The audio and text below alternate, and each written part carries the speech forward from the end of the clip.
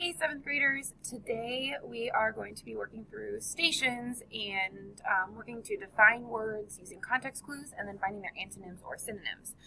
So really quickly, I want to talk to you about some ways to find those context clues. You already watched a video of Mrs. Camrad and I working through it as a partner, but I want to show you how I would do this if it were just me working on my own.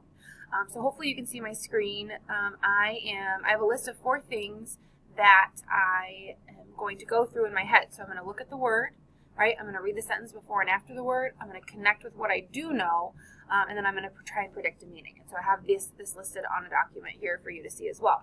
Then I'm going to confirm or revise my prediction. So I'm going to keep rereading the sentence with the words that I think might also make sense to help me find that definition. I'm going to be using the white book today, so you are also going to be looking at that, but I'll have it typed up for you.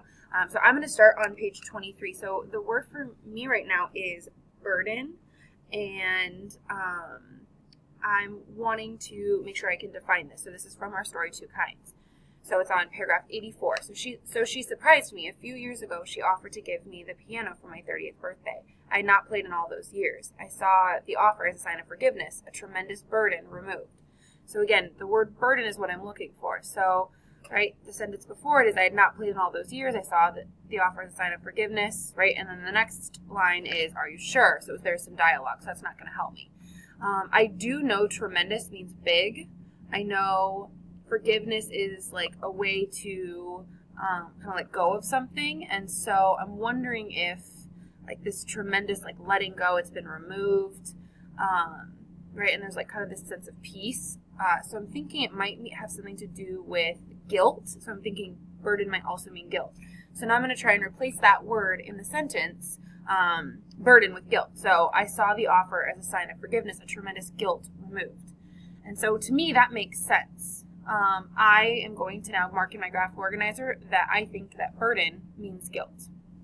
The next one that I want to go over, and I'm just going to again show you kind of my thinking and how I would work through this on my own, is on page 21, and that word is misery. So I'm going to read for you. There's kind of a break here, so I don't really have a sentence afterwards, but I'm going to read you a couple sentences before.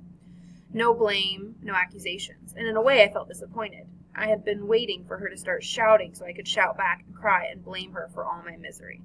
So I'm remembering this scene. It's right after the recital.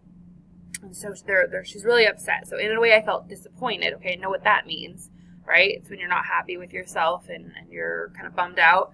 I had been waiting for her to start shouting so I could shout back and cry and blame her for all my misery. And so I'm thinking that misery means like disappointed is like you're bummed out, you're sad, you're upset. So I'm thinking misery must mean like you're really upset.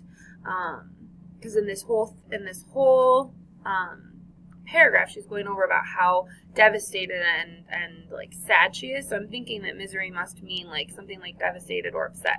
So I'm going to try this again. So I had been waiting for her to start shouting so I could shout back and cry and blame her for all my devastated. That doesn't really make sense.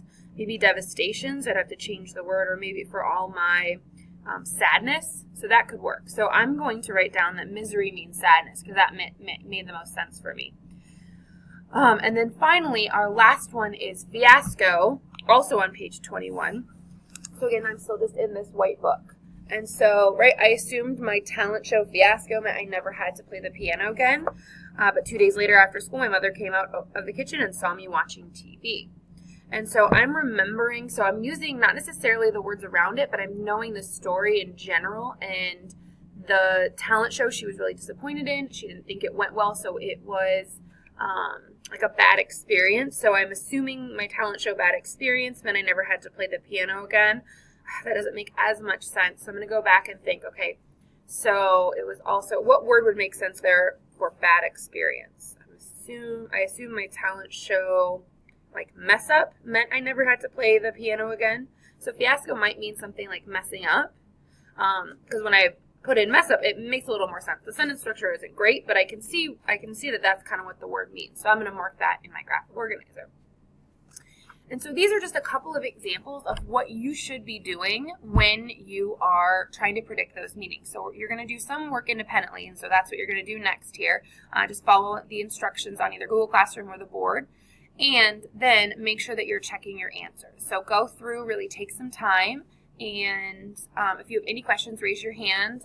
If Mrs. Cameron is in the room, she will be here to help you as well. Or obviously, I'm around as well. All right. Good luck.